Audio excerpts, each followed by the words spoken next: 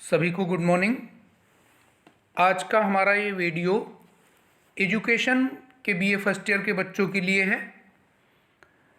जो एजुकेशन में project file बननी है, मैंने अपनी पिछली वीडियो में भी बताया था कि वो भारतीय संविधान की प्रस्तावना पर बेस्ड रहेगी, जिसमें भारतीय संविधान की प्रस्तावना से 4 शब्दों पे हमें फोकस करना है: स्वतंत्रता, समानता, बंधुत्व और न्याय। संविधान की प्रस्तावना का संक्षिप्त परिचय हमने अपनी पिछली वीडियो में दिया था, और जो 4 शब्द हैं स्वतंत्रता, समानता, बंधुत्व और न्याय। आज की हमारी ये वीडियो स्वतंत्रता पर फोकस रहेगी। बच्चों को अपनी प्रोजेक्ट फाइल में जो स्वतंत्रता पर मिनिमम 5 पेज लिखने होंगे, और 5 पेज से ज़्यादा भी अगर बच्चे लिखना चाहें तो लिख सकते हैं। तो स्वतंत्रता के बारे में आज हम थोड़ा जानेंगे। जैसा कि आप चित्र में देख रहे हैं, एक पक्षी पिंजरे में बंद है और कुछ पक्षी पिंजरे से छूट चुके हैं। तो स्वतंत्रता की कीमत वही समझ सकता है जो स्वतंत्र ना हो। हमारे जो पुरखे हैं वो पहले स्वतंत्र नहीं थे।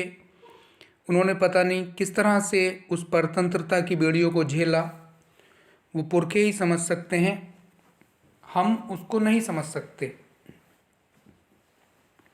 स्वतंत्रता के बारे में हमें अपने संवैधानिक थोड़े से विचार लिखने हैं। थोड़े से जो सामाजिक, आर्थिक और राजनीतिक स्वतंत्रता है उसके बारे में इसमें लिखना है, क्योंकि भारतीय संविधान की प्रस्तावना में सामाजिक, आर्थिक और राजनीतिक स्वतंत्रता की बात हुई है। तो इस तरह से हमें स्वतंत्रता पे लिखना है। कुछ स्वतंत्रता के हम प्रकार लिख सकते हैं, जैसे नकारात्मक स्वतंत्रता और सकारात्मक स्वतंत्रता के बारे में लिख सकते हैं।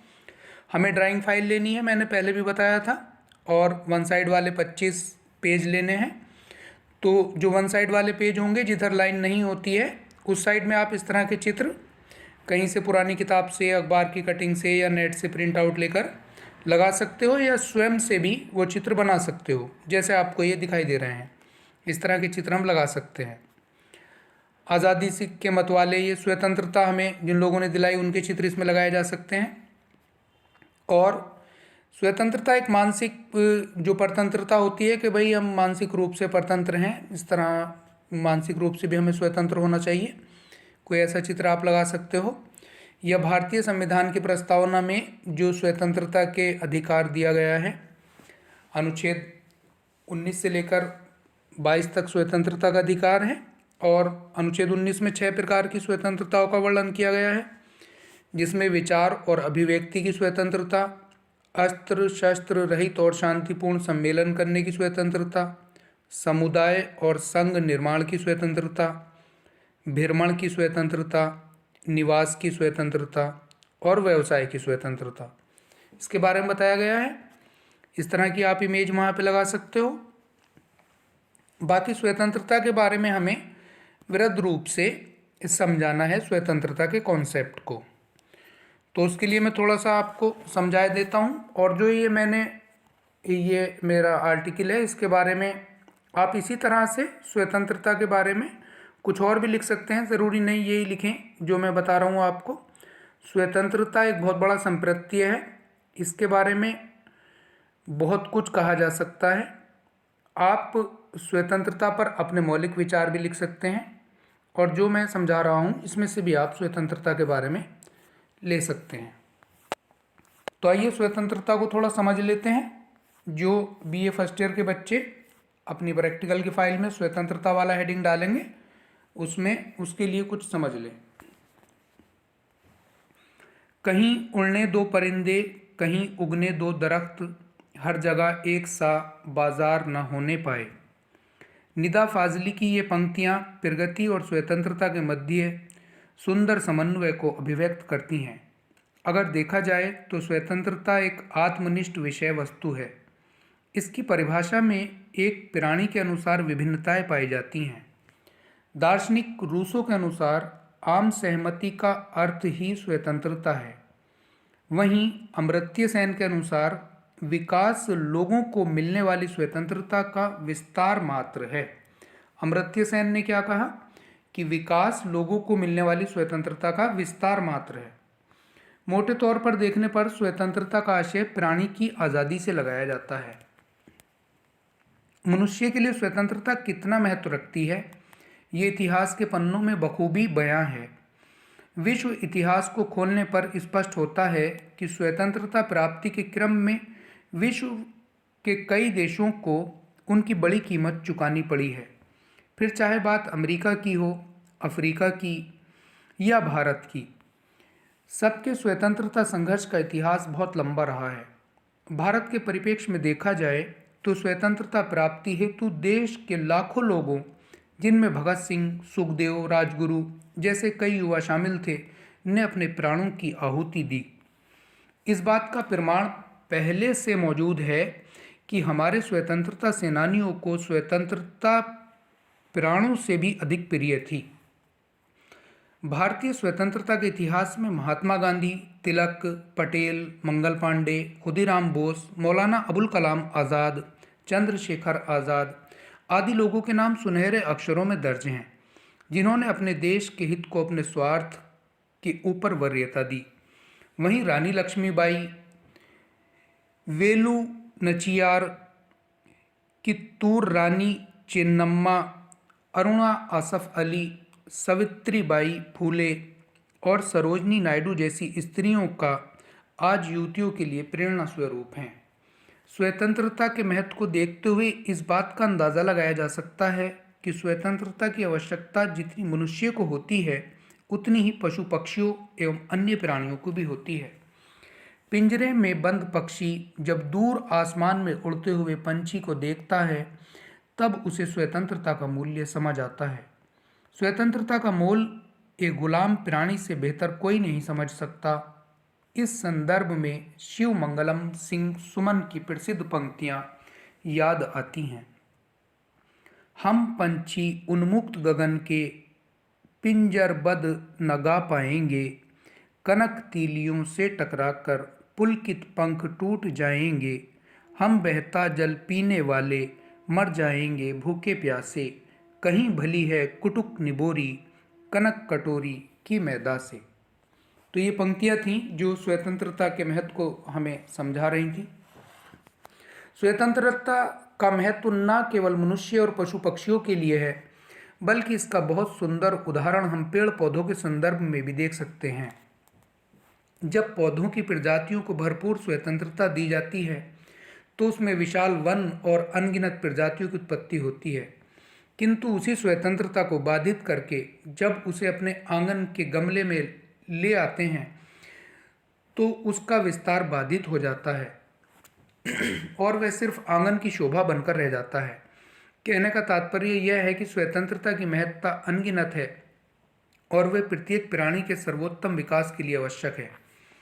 अगर स्वतंत्रता की आवश्यकता पर बात की जाए तो स्वतंत्रता ही वह साधन है जिसके द्वारा नए विचार, रचनात्मक कला, नित नए उत्पादन, जीवन की गुणवत्ता और विकास के सर्वोत्तम रास्तों का विकास होता है।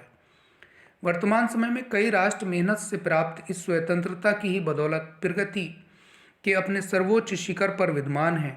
जब किसी कलाकार, अभिनेता या वैज्ञानिक को अपने विचारों को साकार रूप देने की स्वतंत्रता प्राप्त होती है, तो इतिहास का सृजन होता है। स्वतंत्रता के कई रूप हो सकते हैं, यथा आर्थिक स्वतंत्रता, राजनीतिक स्वतंत्रता, सामाजिक स्वतंत्रता आदि। आपने देखा हमारे भारत के संविधान की प्रस्तावना में भी 3 प्रकार की स्वतंत्रताओं का वर्णन किया गया है, आर्थिक, राजनीतिक और सामाजिक स्वतंत्रता का। तो स्वतंत्रता के यह सभी रूप न सिर्फ व्यक्ति अपितु देश के सर्वांगीण विकास हेतु आवश्यक होते हैं।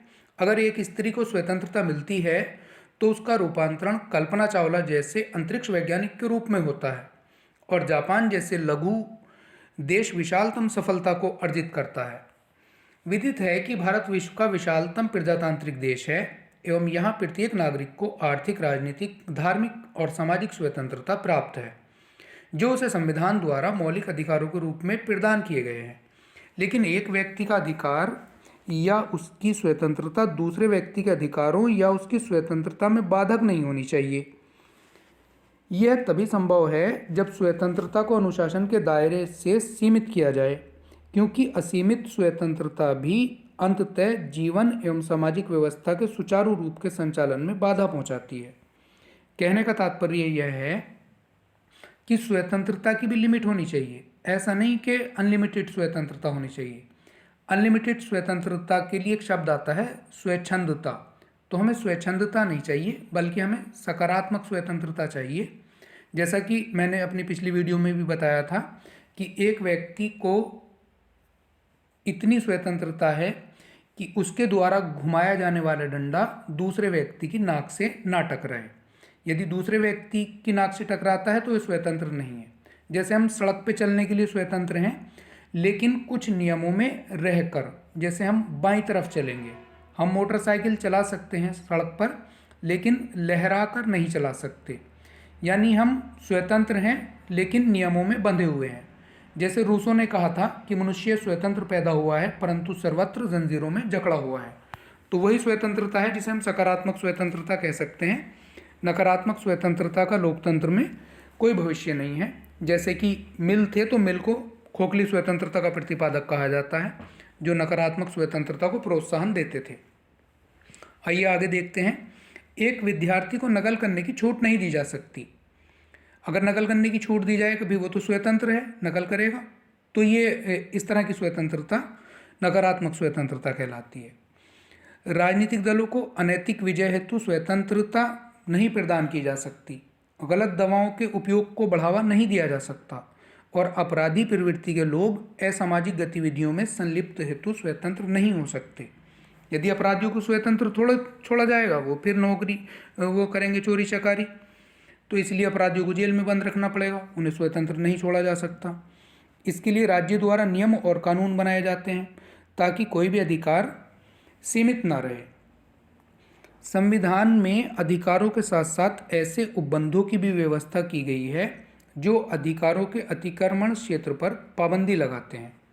दूसरों के लिए आज़ार ना हो पाए, आदमी इतना भी खुददार ना हो पाए।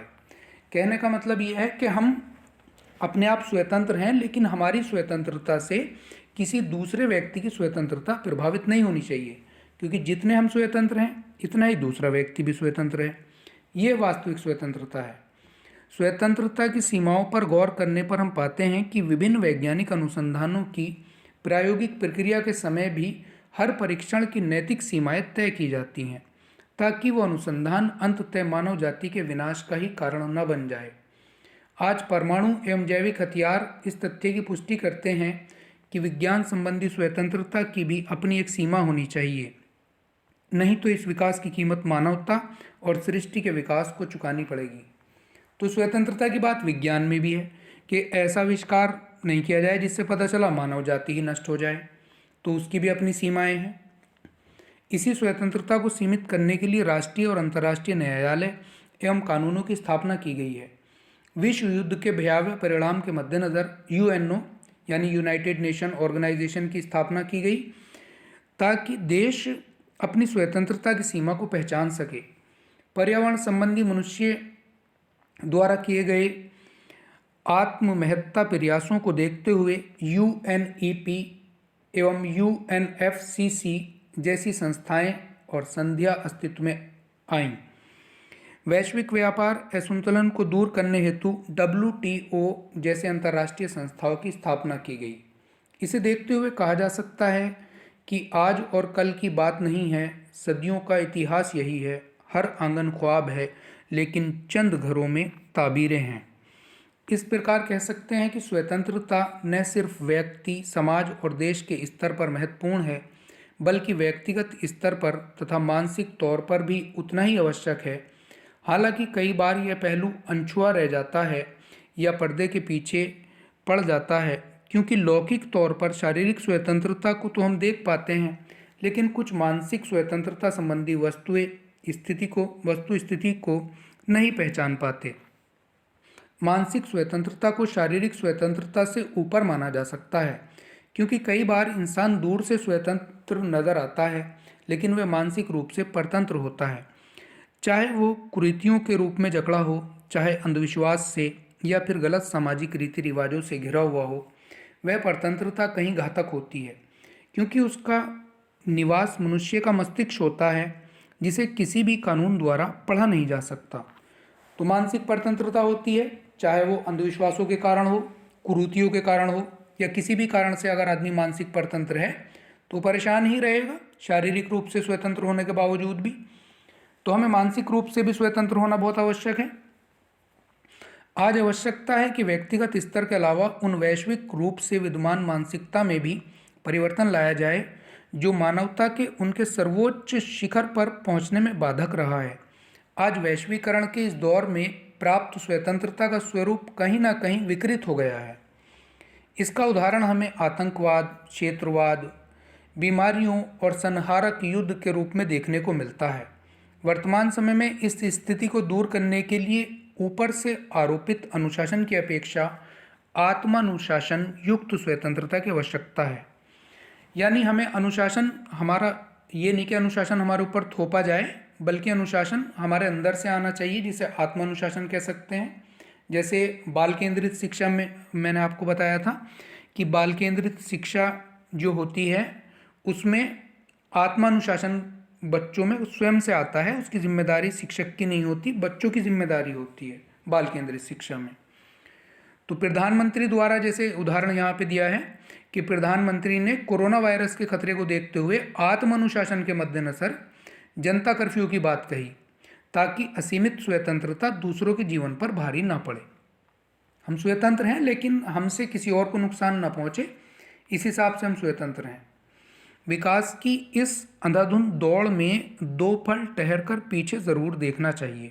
उस समय भी कुछ लोग आज़ाद थे, कुछ गुलाम थे, लेकिन आज जैसी गुलाम मानसिकता न थी। चांद तक पहुंचने की होड़ में अपने तो नीचे ही छोड़ गए। नदी मेरे अंदर से होकर गुजरती थी, आकाश आँखों का धोखा नहीं था। यह बात उन दिनों की है जब इस ज़मीर पर इबादत घरों की ज़रूरत नहीं थी, मुझी में खुदा था। आज़ादी का जश्न ऐसा हो जिसमें सभी आज़ाद हों और एक दूसरे को आज़ाद देखने की ललक हो। तो हमने देखा कि वास्तविक आज़ादी वह है जिसमें हम भी आज़ाद हों और हमारे साथ साथ समाज का प्रत्येक नागरिक भी आज़ाद हो और पशु पक्षी भी आज़ादी महसूस करें। तो एक ऐसा माहौल क्रिएट हो जिसमें सभी व्यक्ति आज़ाद हों। तो जो हमारे भारत की संविधान की प्रस्तावना है, जिसमें सामाजिक, आर्थिक और राजनीतिक न्याय की बात की गई है और स्वतंत्रता की बात की गई है, तो ये स्वतंत्रता ऐसी होनी चाहिए जिसमें सभी व्यक्ति स्वतंत्र फील करें और हमारी स्वतंत्रता की वजह से किसी दूसरे व्यक्ति की स्वतंत्रता में परेशानी ना आए। तो इसी को सकारात्मक स्वतंत्रता कहा जाता है।